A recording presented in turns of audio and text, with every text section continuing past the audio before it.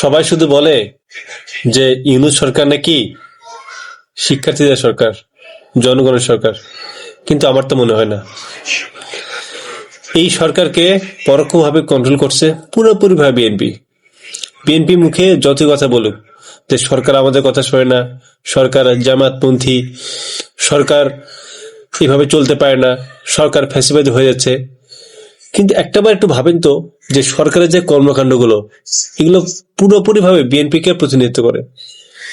BNP যেটা চাচ্ছে সরকার সেটাই করতেছে, সেটাই করতে বাধ্য হচ্ছে। আজকে আপনি নিউজে দেখেন যে এদেশের বেশিরভাগ মানুষ, সব মানুষ আগে কি চায়? হাসিনার বিচার চায়, আওয়ামী লীগের বিচার চায়, আগে স্থানীয় নির্বাচন চায়, এরপর জাতীয় নির্বাচন। কিন্তু শুধুমাত্র কারা বাগড়া দিচ্ছে? বিএনপি। বিএনপি সবসময় চেয়েছে না আগে জাতীয় নির্বাচন, পরে স্থানীয় নির্বাচন। কয়েক মাস ধরে এই নাটক চললো।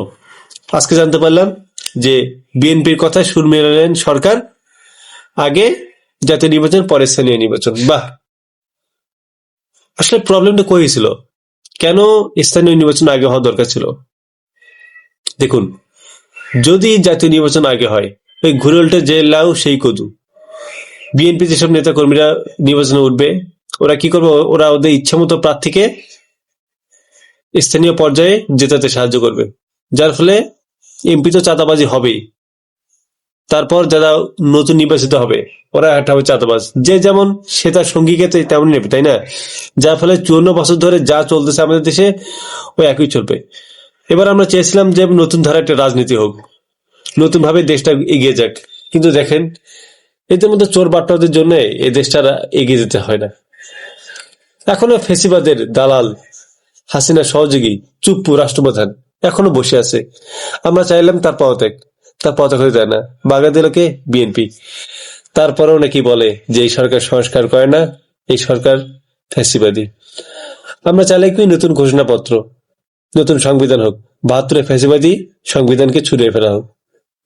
ওরা আমাকে বলে কিনা যে যারা 72 সংবিধানের দিকে হাত বাড়ায়, 72 সংবিধানের বিরুদ্ধে এরা নাকি কেউ বলে যারও সন্তান, কেউ বলে রাজাকার, কত কথা। এভাবেই দেখুন প্রত্যেকটা জায়গায়, যেসব জায়গায় আমরা সংস্কার চাই, প্রত্যেকটা জায়গায় বিএনপি বাগড়া দেয়। আপনি ইসকন নিয়ে ইসকন, এরপর ভারত প্রত্যেকটা দিন সীমান্তে মানুষ মারে, এই বিষয়ে কোনো ব্রিফিং আছে? নাই।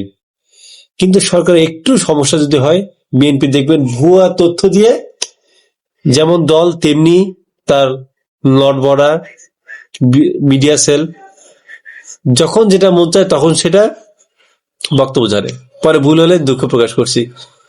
এই হচ্ছে বিএনপি দল। চাঁদাবাজি, টেন্ডারবাজি।